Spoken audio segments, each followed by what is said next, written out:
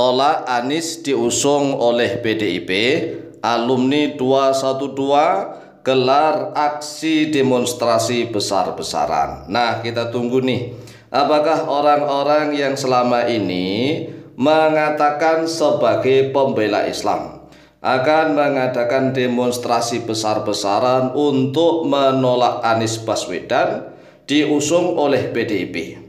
Karena selama ini orang-orang yang mudah diadu domba itu, yang seperti buih di lautan terombang-ambing ke sana kemari, selama ini senantiasa mengatakan aksi pembela Islam, aksi pembela Islam. Nah, sedangkan kami Al-Fakir Ta'alim sejak dahulu nih, tatkala sudah ada aksi pembela Islam, akiblah Islam, kami sendiri kurang begitu setuju. Kami nggak begitu setuju. Mengapa? Karena kalau ingin kontestasi pilkada, ya harus secara kesatria, tidak harus secara licik begitu. Secara licik itu bagaimana? Begini, Ahok itu kan non muslim. Nah, sejak dari zaman dahulu kala ini, sejak Rasulullah Muhammad SAW diangkat menjadi nabi dan rasul, ya seluruh orang non muslim itu menghina Al-Quran, Kemudian zaman sahabat, ya seluruh non muslim menghina Al-Quran sampai sekarang. Lah, kalau ada orang non muslim menistakan Al-Quran itu wajar sekali. Yang tidak wajar itu kalau ada orang-orang yang mengaku sebagai orang Islam, yang dia mendompleng sebagai umat Islam, tetapi tidak mau mengkaji Al-Quranul Karim. Ini yang aneh. Orang-orang Islam yang tidak mau mengkaji Al-Quranul Karim, itulah orang yang menistakan agama. Nah, demi suatu kekuasaan di Indonesia, politik, orang yang non-muslim dituduh menistakan Al-Quran, sehingga harus diseret, diadili, dan dipenjara. Masya Allah. Inilah menurut kami adalah politik-politik yang tidak kesatria. Oleh sebab itu kami saat ini menuntut nih kepada saudara kami yang mengadakan aksi 212 di Monas sampai keker rame merasa bahwa umat Islam. Padahal itu kan hanya sebagai adu domba politik bagi orang-orang bodoh yang tidak paham. Sekali lagi bahwa non-muslim itu dari dulu sudah menistakan Al-Quran, dari dulu sampai sekarang. Kalau non-muslim itu mengakui Al-Quran, kebenaran Al-Quran, ya mereka akan memasukkan Islam, mereka akan masuk ke dalam agama Islam. Jadi sekali lagi nih, dalam konteks kita berbangsa dan bernegara di Republik Indonesia ini, kita harus paham. Jadi kalau kita ingin kontestasi misalnya pilkada, yang kita harus kesatria. Nah, masalahnya kita lihat politikus-politikus saat ini idealismenya hilang. Bukan berdasar pada kebenaran dan keadilan, tetapi berdasar pada kekuasaan semua. Seolah-olah kekuasaan. Memang sekali lagi, di dalam siasah Islamiyah, di dalam siasah Islam, bahwa kekuasaan itu sangat penting untuk menegakkan kebenaran dan keadilan. Jadi kalau kita ingin menegakkan kebenaran dan keadilan, ya langkah efektifnya adalah dengan menggunakan kekuasaan. Tetapi ingat, kekuasaan bukan dihalalkan untuk segala cara. Kita tetap harus memiliki idealisme. Nah, sekarang ini kita lihat, kita tunggu orang-orang yang sudah mengadakan aksi 212 agar seimbang. Sekarang tuan mereka, bendoro mereka, yang junjungan mereka, yang mereka bela mati-matian sampai di Monas 212 itu kan katanya mereka membela Islam. Sekarang ini mereka berani nggak membela Islam? Islam dibela, Anies ditolak, harus demonstrasi besar-besaran. Karena dulu sudah dibela. Nah, karena dulu sudah dibela lah, sekarang kok malah ngembik-ngembik ya, mepet-mepet dan diusung oleh PDIP. Ini rasa idealisme tentang kebenaran di mana nih? Tentang keadilannya di mana?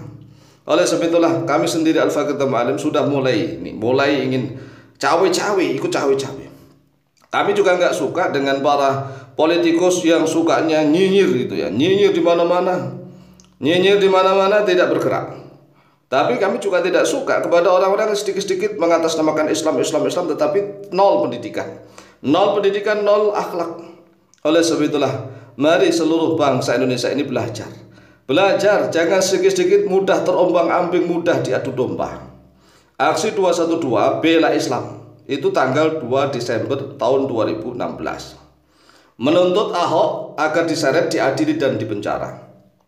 Nah, Ahok ini mengapa harus diseret, diadili di penjara? Ya karena Ahok ini telah dituduh telah menistakan Al-Qur'anul Karim.